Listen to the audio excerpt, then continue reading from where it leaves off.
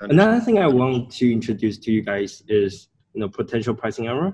I'm not sure whether you guys have been using that feature yet. It's called the delisted table. Right now, if your listing got delisted due to pricing error, maybe your price range on the BQool end, your minimum price and the maximum price range is wider than the counterpart in the Sales Central.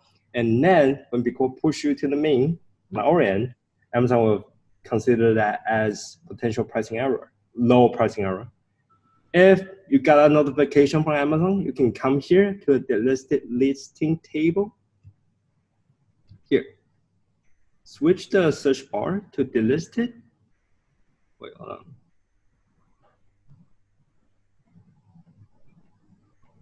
Okay, let me try this one. Oh, here. So if you switch the search bar to delisted, BQool will present all the listings that got delisted due to pricing error, and you are able to change the minimum price and the maximum price here. And just to make sure the price range is narrower than the Amazon Sales Central counterpart. So for the same listing, for this listing, your minimum price and the maximum price, the price range on the Amazon end should be much wider than the BQool part. This is your Amazon, this is your BQool's. So before you activate the listing in the Sales Central, you should change the minimum price and max price here. Once you make a change, wait, should be able to save it though. This is a demo account. Okay, I cannot save it on demo account. So once I make the change, oh yeah, I cannot. Okay, so anyway, once you make the change, either minimum price or maximum price will rule here, you are able to save it right here. And then once you save it already, you should go back to your Amazon Sales Central to activate the listing. When the listing is activated and when it hit BQool, BQool will use the new minimum and maximum price and start repricing from there. And does this contain all the listings that have ever been delisted? Because I pulled mine up and I think it had something like 60,000, but we don't have any listings currently deactivated in Amazon. That will only contain all the listings got deactivated though. But yeah, I think it's all the historical ones. So just because they're in this list, it doesn't mean that they're a problem right now. We don't need to fix all of these, right? Just the ones that are deactivated on Amazon. Yeah, if you don't plan to sell them, I don't think you need to buy. Right. Okay. Yeah, so Jimmy, Mike just asked a couple things. First of all, the delisted, does it bring your cost in from Inventory Lab or not? For the delisted. If your listing has been delisted, it won't show on the managed listing though. So we're not able to update the cost for that listing. And then is it possible to show how many we have in stock on the delisted page? Because we wouldn't necessarily, it would be a way of filtering. If we have zero stock, we wouldn't bother with changing the prices on the stuff with zero stock, right? Actually, that's actually a great request because Mike, you are the second person to tell me about this. Yes, I have noted it down, and submitted a request for this. Maybe for the next update, we will put the quantity over here, and then you are able to, I think they should put another filter over here so you are able to just focus on the listing with active inventory. I think that would help as well. Yes. That would be huge. Mine has 71,000, but we don't have anything right now that has inventory that's delisted. Yeah, so that's great. Would be very useful. Okay, all right. So I think that's pretty much it. Over here is all your repricing rule. And this is price history where we present all the recent price change of all your listings. And if I can recommend you guys, there's a default filter I highly recommend you guys to use. That's called competition below mean price. So the premise for that filter, so the notion behind that filter is, well, the system will sort out all the listings which the majority of the competition is below your mean price, or literally the buy box is below your main price. There's no way you can compete with that. Maybe your minimum price is set too high.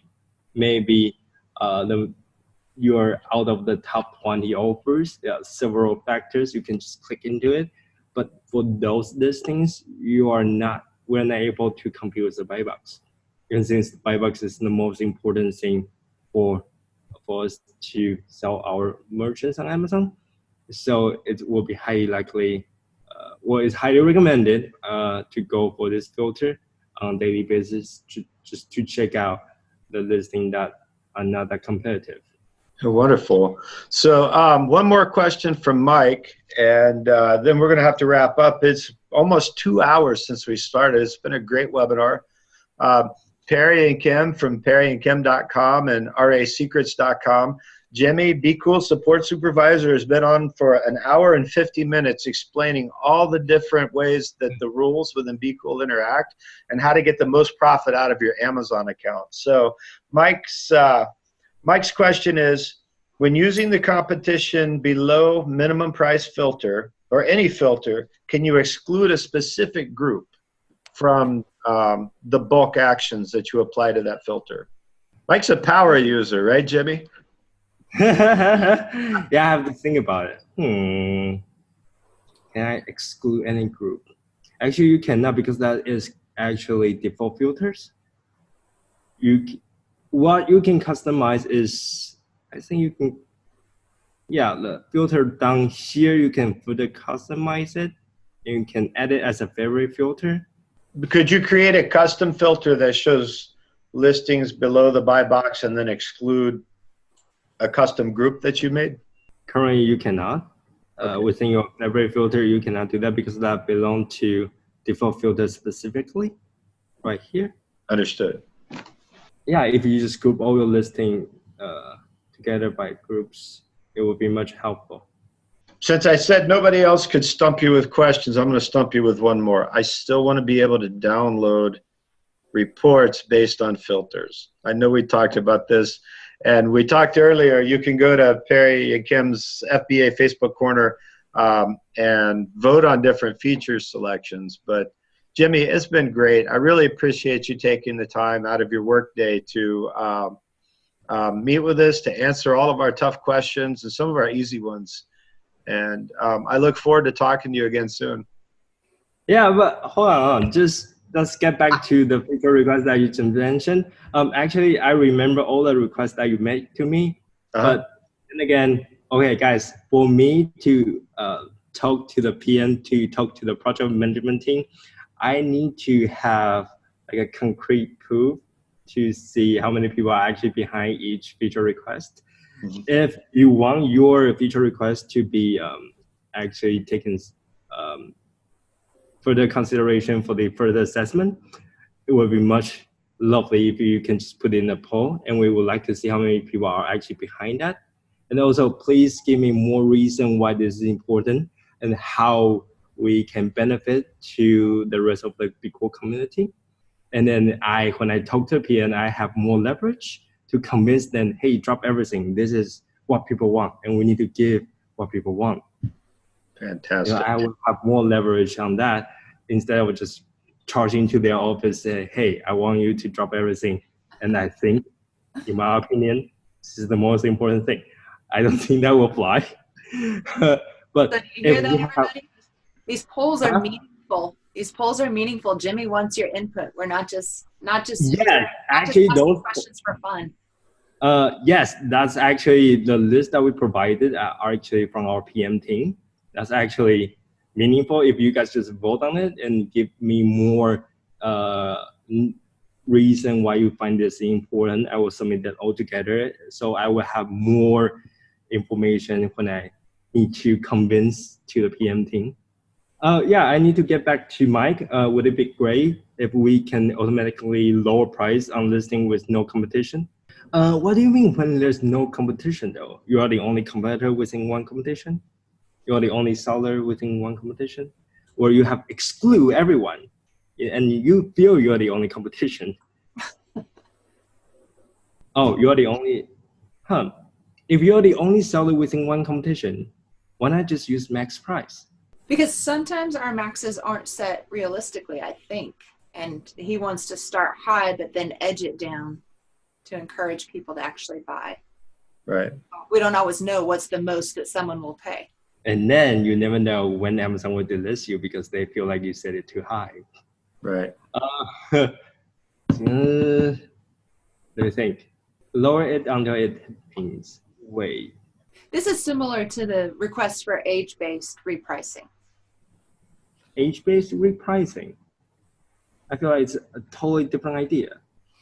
Yeah. Well, many of us have fees that are well, everybody has fees based on the amount of time that inventory is in stock. So for shoe and clothes sellers, or well, shoe and clothes selling is what I'm familiar with. After a certain number, so I know shoe and clothes sellers who will set a very high list price or a very high max price, right? And then every week they are hiring a VA to go in and adjust their prices down 1 to 5% a week over a long period of time, so that the very initially they get many high dollar sales, and then they start sliding their the min and max window down so that they become more and more competitive as time goes by. Now, for me personally, I wait 90 days, and then I start moving my mins and maxes down every 30 days. But that's two different approaches to the same thing, which is based on the created date, right? You want to adjust your prices downward in order to create faster product velocity, or to find the window where most of the customers are willing to buy, and to avoid long-term storage fees. That's the key to avoid long-term storage fee. Yeah. Okay, so yeah. I see Jimmy has an idea here for when you're the only seller, though. How do you know? Okay, when you're the only seller, and Mike, you want to start from the max, right? I think. But I think you need to create a special rule just for your certain listings when they are only seller. You can use pair with the repricing schedule. So during the night, the system will bring your price back up to the max. And when you are the only seller, and our system will submit a request every 12 hours.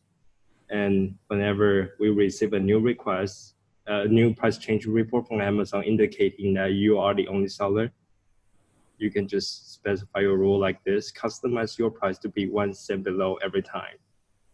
I feel like this will be really inefficient, but this is the current solution that can meet your expectation. Use the repricing schedule to bring your price to the max during the night, and then configure the rule like here for no competition. Every time we receive the price change report from Amazon, we will bring your price 1 cent below until it hit mean price. You use the schedule just once to get all those listings up to max price. You don't use it repeatedly every night, right? Because every night it's going to reset them to your max. You don't want that to happen in this case. Yes, it will go back up to the max. Right. So you just do it one time, get them all up, and then let it work them down. Because normally, when the PM created this rule, they don't expect people want to go down if they are the only seller in that competition. Thank you for this. I learned a lot today. Thank you so much, though. Okay, yeah. So if you guys have any other questions, you can contact us on Facebook, live chat, or just email us at BQool.com. And you can see this video on our YouTube channel as well. Fantastic. We look forward to it. Thank you again, Jimmy. Okay. I'll talk to you soon. Have a great day.